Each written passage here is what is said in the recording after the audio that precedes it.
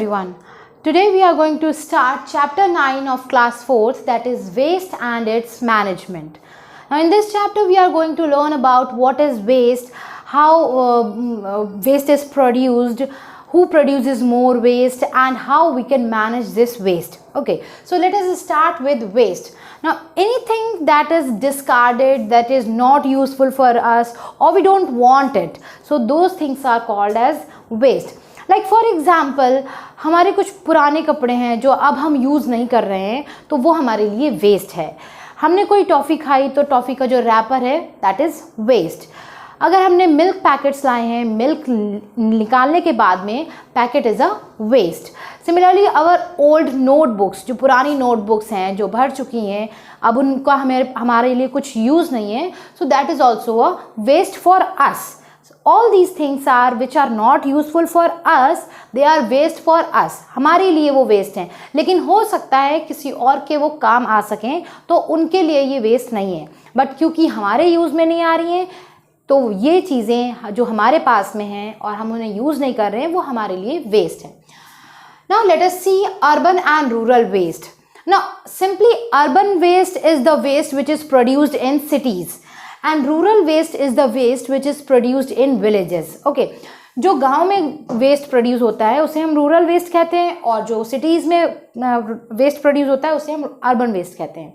Now let us see about the rural waste. Now in rural waste people they are very simple living, they have very limited needs, उनकी needs बहुत कम होती हैं, वो packaged material पे ज़्यादा depend नहीं करते हैं, राइट. और इसीलिए रूरल प्लेसेस में वेस्ट कम प्रोड्यूस होता है. They use to produce less waste just because of their simple living. ठीक है, उनको बहुत ज़्यादा चीज़ों की ज़रूरत नहीं होती है, इसलिए उनके पास वेस्ट भी कम प्रोड्यूस होता है. Next is about people who lives in urban areas. That is basically about, we are going to talk about the cities.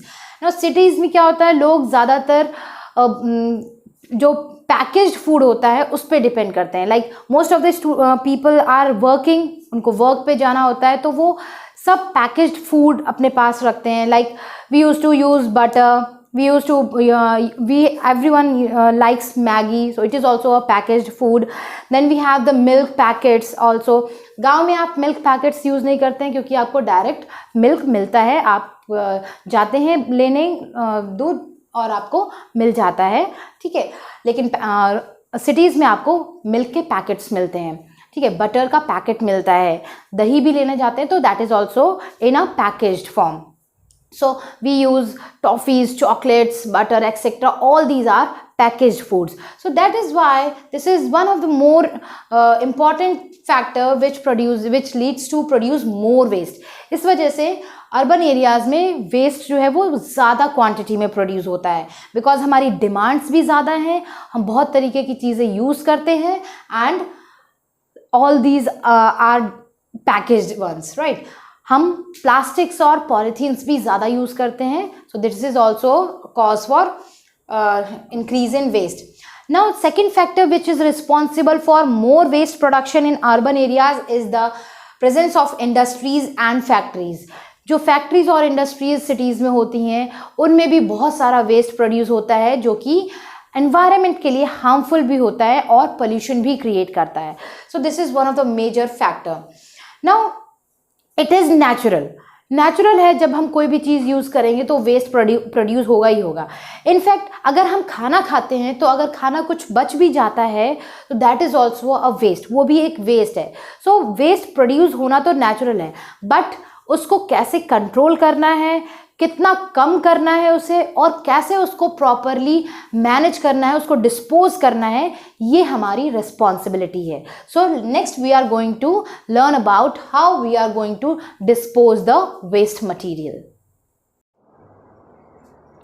Now next is disposal of waste. Now how do we dispose of the waste?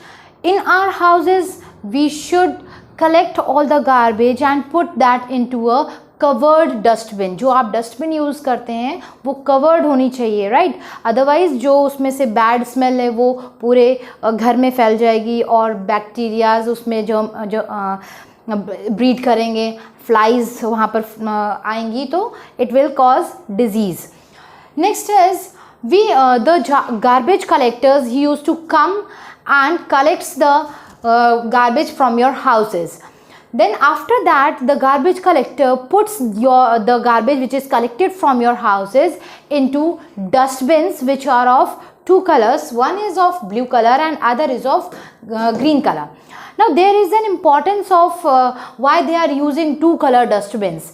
Now here we have divided the waste into two categories. One is biodegradable waste and other is non-biodegradable waste.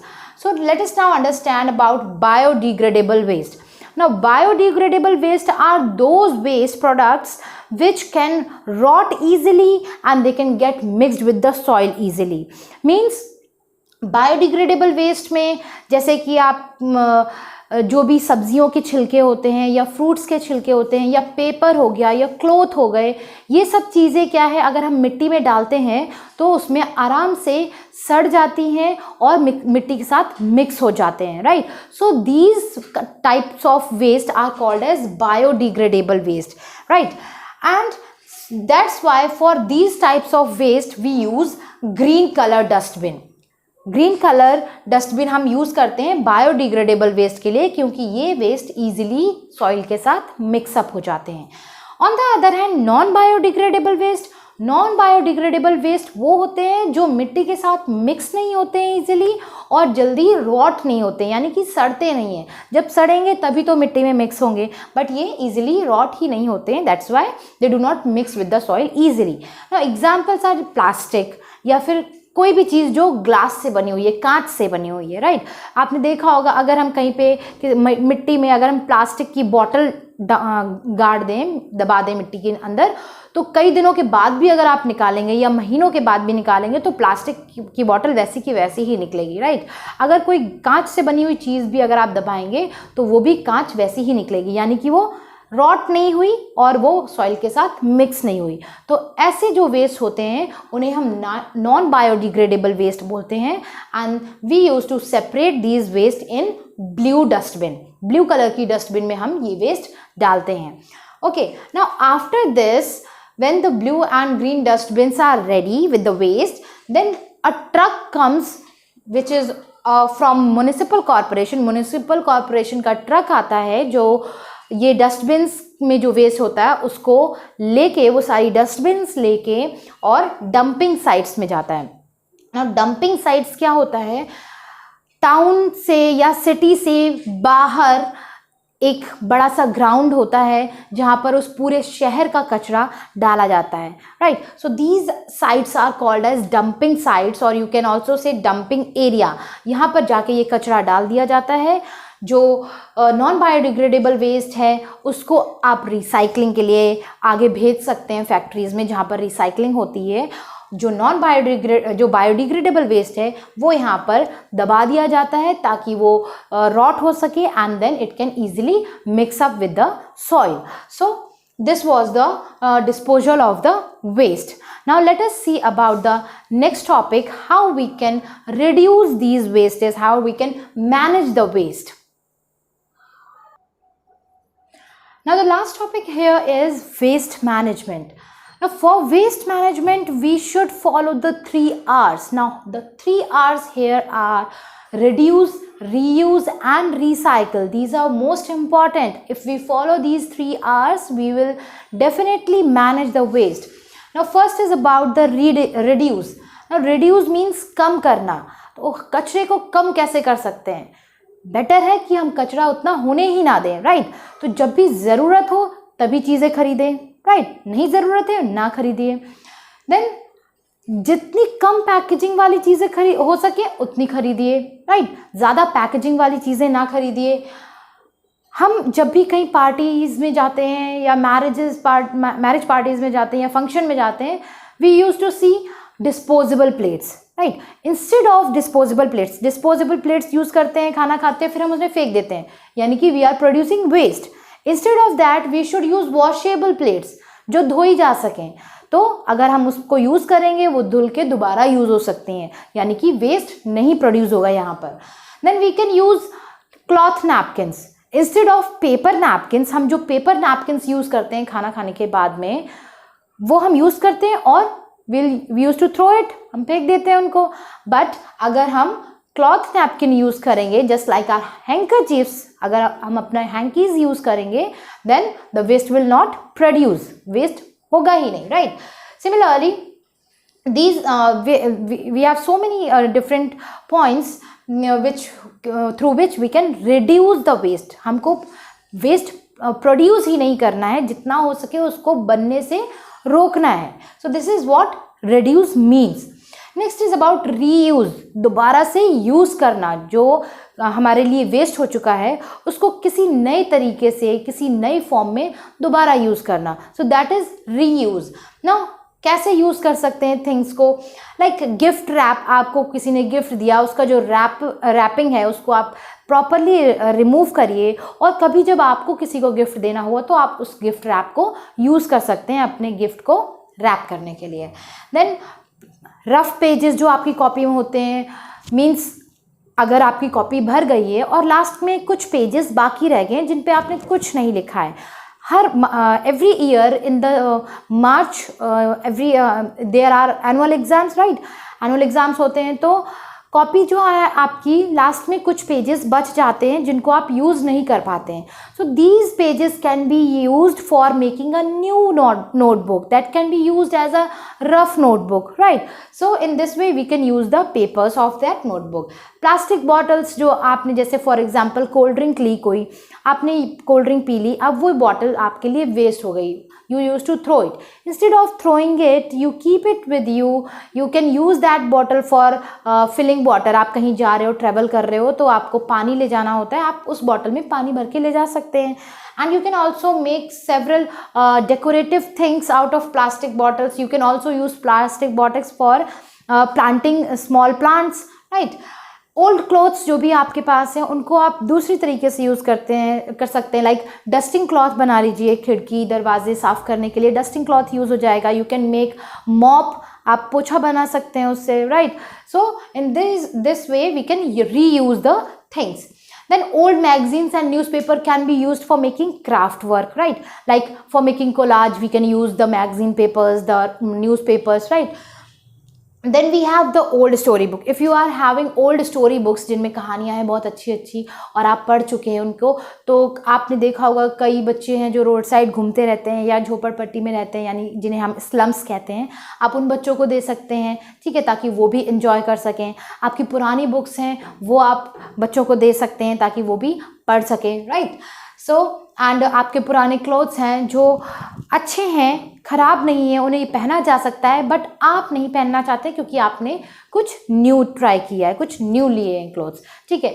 तो आप ऐसे clothes को wash करके, iron करके बाकी बच्चों को donate कर सकते हैं, गरीब बच्चों को डोनेट कर सकते हैं ताकि वो भी यूज़ कर सकें। So this is how we can reuse our materials, our things. Last is about recycle. Now in recycle basically means treating waste so that a new material can be made out of that and it can be reused. Okay, now don't confuse here. Now in the definition it is written treating waste to get materials that can be reused. Now here by word reused, don't get confused, it is different from reuse. Okay, now here we are treating waste जो भी है उसको हम treat कर रहे हैं, उसको हम किसी और फॉर्म में बना के हम फिर उसको दोबारा यूज़ कर रहे हैं। दोबारा यूज़ क्योंकि वो पहले से ही वेस्ट था, अब उसको नई फॉर्म में बना के हम उसको यूज़ कर रहे हैं, इसलिए हम यहाँ पे रीयूज़ लिखते हैं। नाउ लाइक पेपर, आपकी कॉपीज़ जो आप रद्दी वाले को दे देते हैं हर साल, वो कहाँ जाती हैं? वो एक्चुअल में रिसाइकिल होने के लिए जाती हैं, और रिसाइकिल होने के बाद उन आपकी नोटबुक से एक रफ़ नोटबुक बनती है। आपने देखा होगा कुछ नोटबुक्स होती हैं जो रफ़ नोटबुक्स आती हैं, उनके पेपर जो है वो थोड़े से गंदे से होते हैं। Like here I am having one rough notebook, you can see the pages in this are yellowish. इसके पेजेस कुछ गंदे से हैं, येलो कलर के हैं, but it can be use for your rough work. आप मैथ्स प्रैक्टिस करते हैं, आप इसमें मैथ्स प्रैक्टिस कर सकते हैं, आप डायग्राम प्रैक्टिस कर सकते हैं। यानी कि जब आप अपना सेल्फ स्टडी करते हैं तो आप अपनी practice, written work, writing practice कर रहे हैं, या आप आंसर्स लर्न करके लिखना चाह रहे हैं इसमें, तो आप उस पर्पज़ के लिए these rough notebooks you can use. So जो भी हमारी कॉपीज़ जो हम रद्दी वाले को देते हैं, रैक पिकर्स को देते हैं, these are the recycled ones. उन्हीं कॉपीज़ को रिसाइकिल करके these rough notebooks are prepared. So paper is recycled. Steel cans, जो आपके कैन आते हैं जिसमें कोल्ड ड्रिंक आती हैं, वो आपके मेल्ट करके दोबारा से एक न्यू कंटेनर बनाया जा सकता है. जो ब्रोकन ग्लासेस होते हैं that can also be melted and made into another container and that can B reused. Right, so this is recycle. Now by using all these 3 R's, what we can do, what we are doing, we are actually conserving the natural resources.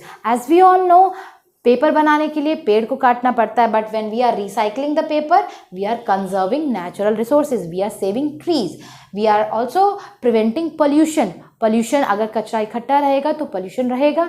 So we are by this we are preventing pollution also and we are also saving energy. So this is all about this chapter, waste and management. I hope you all have understood it. Thank you.